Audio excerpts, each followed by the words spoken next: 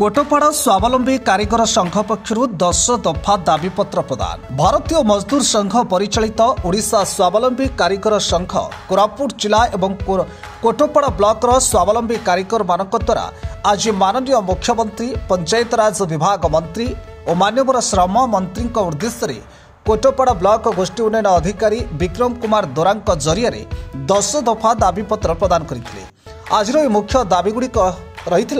स्वावलंबी कारीगर मानक सरकारी कर्मचारी भाव में घोषणा करने, स्वावलंबी कारीगर और पंप चालक मानक दैनिक मजूरी 600 हिसाब से वेतन दि जाऊ, परिचय प्रदान करा जाऊ, सेमानंकर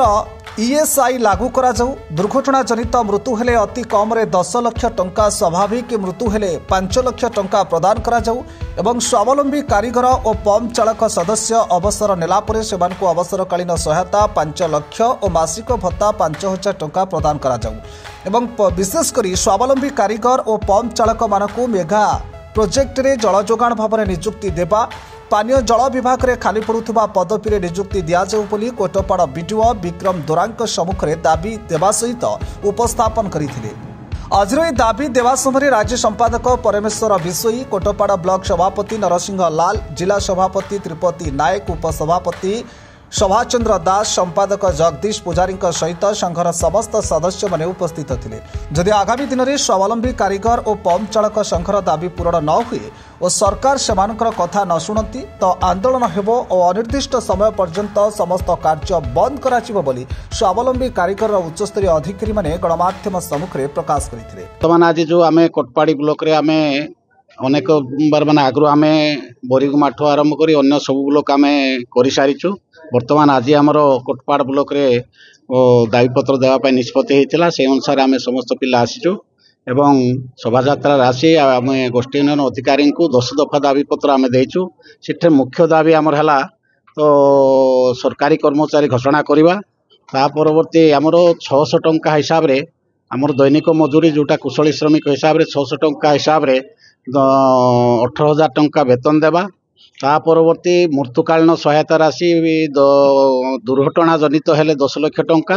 एवं स्वाभाविक मृत्यु हेले 5 लाख टंका एवं अवसरकालीन सहायता राशि आमको 5 लाख टंका एवं 5,000 टंका मासिक पेंशन जोगे देवा। यही भली आमर आउ मुख्य गोटे दाबी आमर अच्छी जोटा कि मेगा प्रोजेक्ट वर्तमान चली सरकार से मेगा प्रोजेक्ट रे आम मानक समस्त को माने नियुक्ति देवाई आम दाबी करिछु। आम 25 वर्ष हम सर ये जो पानीय जल विभाग रे हम कार्यरत अच्छु, या बदल रे पूर्व सरकार आमको 2000 टंका दौले मासक मात्र, एबे वर्तमान 3250 टंका पाउछु सर। एठी सर आमर आज को प्राय 25 वर्ष हम आम खटी खटी आसुचु, आमको सरकारी मान्यता देवा।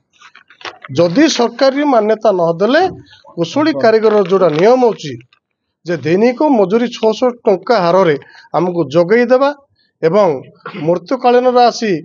10 लाख टंका जोगई देवा, कार्यरत समय जेकोसी दुर्घटना हेले से दुर्घटना राशि 5 लाख टंका जोगई देवा मुख्य दाबी सर। 3 गोटी दाबीपत्र दिखाई, गोटे सर मुख्यमंत्री ओडिशा सरकार एवं द्वितीय है सर श्रम मंत्री ओडिशा सरकार, तृतीय नंबर है सर पंचायत राज मंत्री ओडिशा सरकार। Kotpad Ajay Kumar Mishra report, focus plus.